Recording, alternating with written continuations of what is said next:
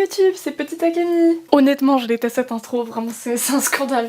On se retrouve aujourd'hui dans une vidéo qui est un tag. Je sais même pas quel est le nom du tag à vrai dire en fait.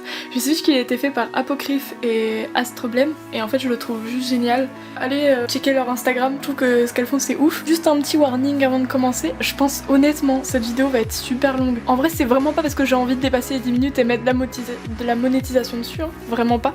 C'est juste parce que je parle pas tant que ça de mon univers et genre je suis archi enthousiaste à l'idée de le faire et je suis grave pipelette quand je commence à le faire.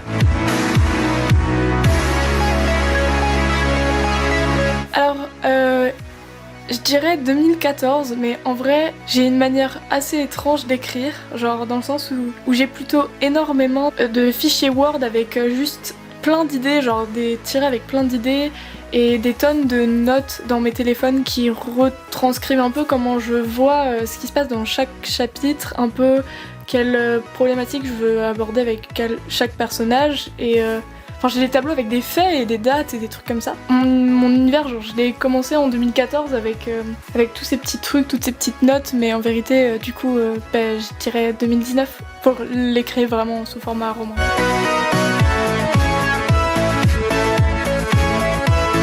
Donc là on va faire les grandes lignes vraiment. Et on a Romina Dixon donc qui a dû prendre le trône d'Eradia, donc un royaume assez influent et assez puissant dans mon univers qui s'appelle l'univers Asmodea. Et le problème c'est que en 3103, elle se prend un coup d'état dans la gueule et en gros, elle doit fuir son royaume. Et le problème c'est que ce personnage est vraiment avide de pouvoir, vous voyez, et donc du coup elle va passer un pacte avec Kyle, donc le fils d'Hadès, qui est le roi des enfers, en échange de son âme pour pouvoir avoir entre parenthèses la force de pouvoir retrouver son royaume et voilà. Donc après c'est vraiment les grandes lignes parce que en vérité il y a même pas, c'est la première partie de mon histoire qui parle de ça et après c'est plus vraiment de ça dont il est question. Vraiment mon histoire se concentre plutôt sur l'égoïsme de l'être humain et qu'est-ce que ça peut nous pousser à faire et ouais je trouve ça sympa.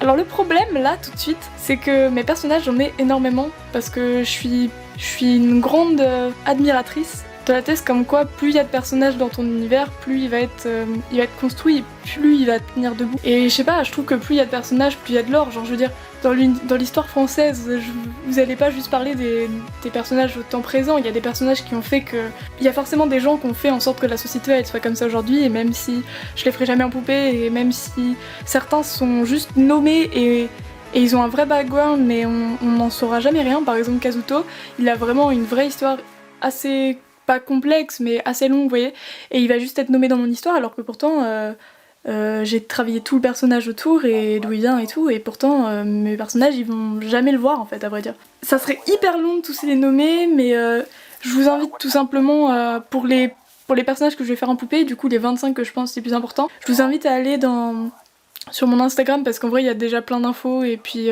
juste dans projet et perso il y a des petits j'ai fait des moodboards de mes personnages et juste dans les facts d'Asmodea il y a pas mal de trucs. Par exemple lui, pour en faire au moins un, c'est Arcos Galahad qui est le dieu du printemps, donc il contrôle la faune et la flore et voilà. Je vais vraiment pas m'en dire plus parce que sinon ça risque d'être assez long.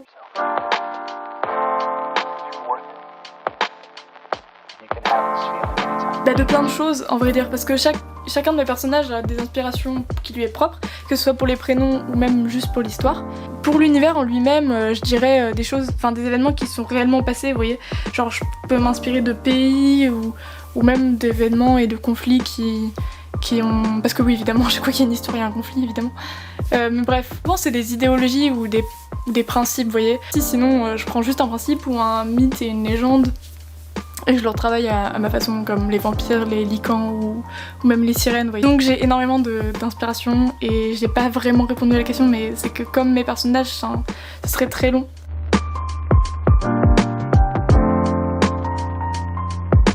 Alors, déjà, je sais pas trop qu'est-ce qu'il faut répondre à cette question. Du coup, je suppose comme support pour faire des personnages ou juste en mise en scène et en photo. En vrai, c'est ma principale...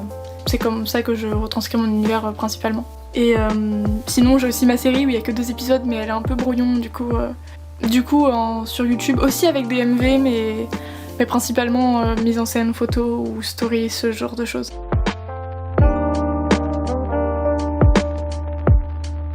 Du coup oui, on peut dire que j'ai un personnage principal, je pense que c'est Romina. À vrai dire, c'est pas réellement mon personnage principal parce que dans mon histoire il y a plein de POV, vous voyez. Romina c'est plutôt le point de vue général, vous voyez, c'est un peu omniscient. Et pourquoi?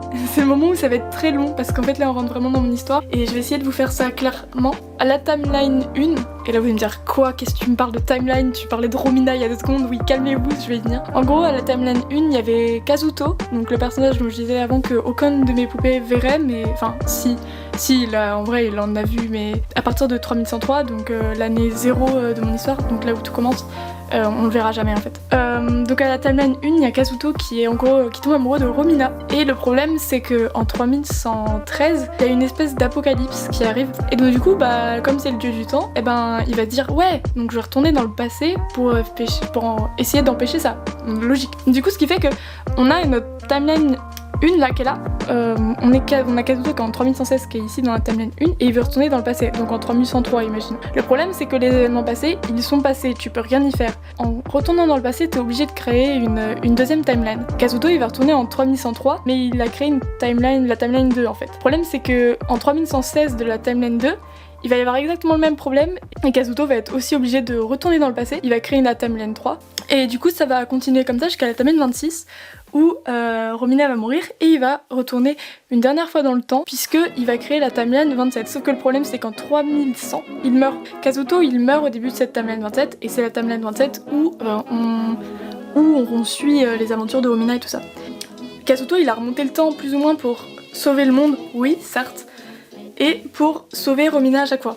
Mais ce qui fait que l'apocalypse à chaque fois elle devenait plus dangereuse parce qu'il apportait de l'importance au monde et donc le danger si je puis dire devenait à chaque fois de plus en plus important, et également il apportait de l'importance à Romina. Si je peux le dire, les fils du destin et les fils du temps se sont entremêlés à ce monde et à Romina, ce qui fait que plus les timelines avançaient, plus d'une certaine manière Romina devenait importante. Du coup c'est tout simplement à cause du fait qu'elle a trop de fils du destin sur elle, et je parle depuis trop longtemps, là vous me regardez tous comme ça, mais Manon on s'en fout de ce que tu dis, et moi je vous dis, vous avez raison.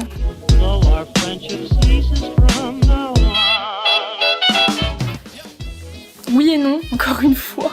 Quel enfer. J'ai toujours eu cet univers, donc l'univers d'Asmodia. Après j'en ai d'autres qui sont arrivés après, et où en gros ça a toujours été lui, mais il a eu énormément de changements, parce que entre le moment où j'avais 11 ans et maintenant où j'en ai 18, je peux vous dire que, enfin ça paraît évident que ma vision des choses est légèrement changée, et donc effectivement il y a plusieurs moments où j'ai juste pris l'univers que j'avais, je l'ai écrasé avec des nouvelles bases en fait. Enfin, donc oui, d'une certaine manière, l'univers que j'ai maintenant est basé sur des fondations d'autres, mais oui j'ai toujours eu cet univers mais on retrouve certaines choses.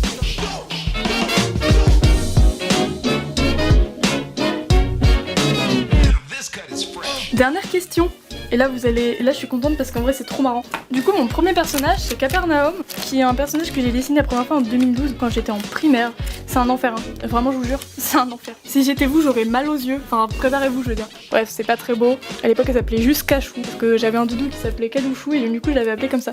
Maintenant elle s'appelle Capernaum, mais elle a pas mal évolué parce que maintenant elle ressemble à ça. Voilà. Donc c'est Capernaum et c'est un personnage que j'ai très envie de réaliser. Mais j'ai super hâte de le faire et j'espère que je vais pouvoir l'envoyer chez Topaz qui m'a fait Seiza et dont je suis très contente. En tout cas j'espère que ce tag vous a plu, malgré le fait qu'à mon avis il dure très longtemps. Je suis désolée, j'espère que le tag il sera dynamique, genre vraiment, parce que j'ai trop peur, ça va être long, ça va être un enfer même. Je vous fais pas de gros bisous parce que je vous déteste un peu et que finalement ce serait hypocrite de ma part. mais passez une bonne fin de journée et c'était Petite Akemi pour vous servir.